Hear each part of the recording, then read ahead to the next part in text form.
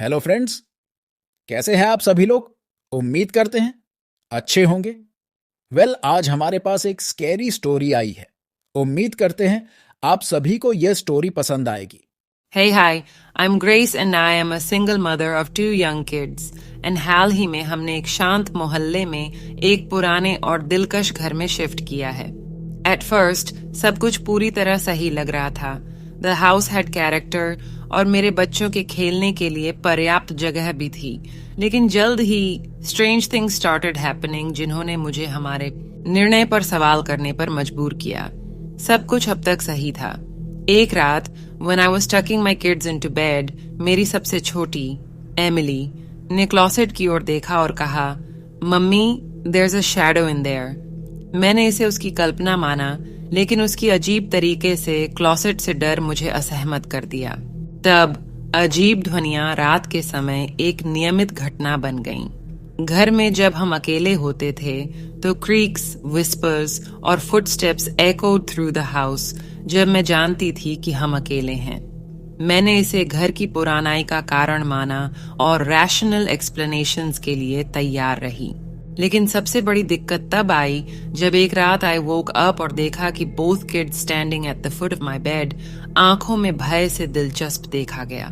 उन्होंने कहा कि they had heard laughter coming from the hallway, एक शैतानी गूंजती हुई हंसी जो मुझे अंदर तक ठंडी कर देती थी।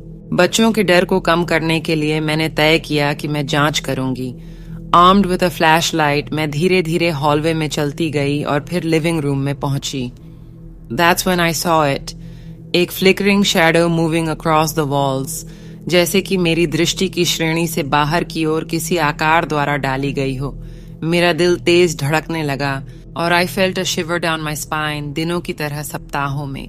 The activity escalated. सामान गायब हो जाता था और विभिन्न स्थानों पर पुनः प्रकट होता था। Whispers grew louder. घर का माहौल काफी डरावना हो गया।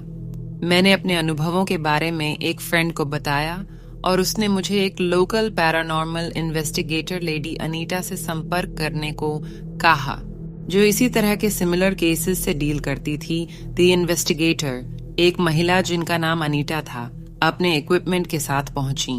उन्होंने बच्चों से बात की और घर का केयरफुली इन्वेस्टिगेशन किया।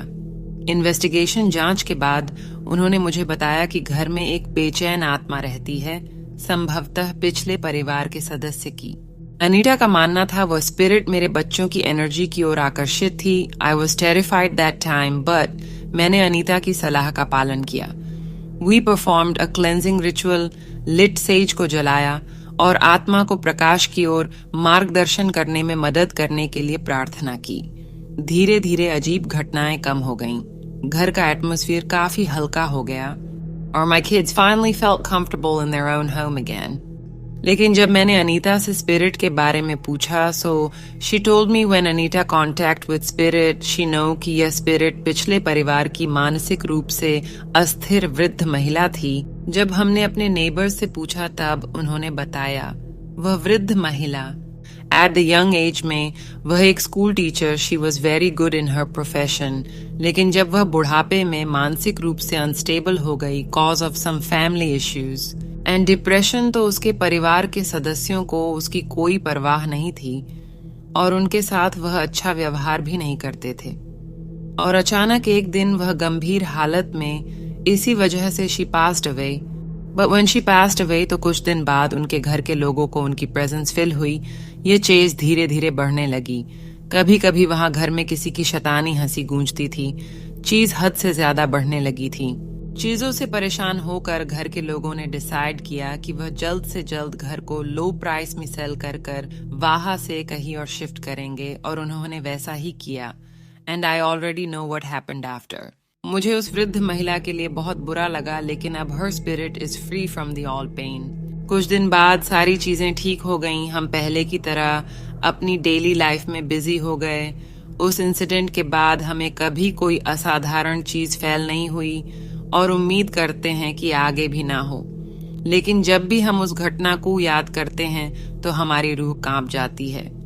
तो दोस्तों, कैसे लगी हमारी ये स्टोरी? कमेंट में लिखकर जरूर बताना। हम मिलते हैं अगले वीडियो में।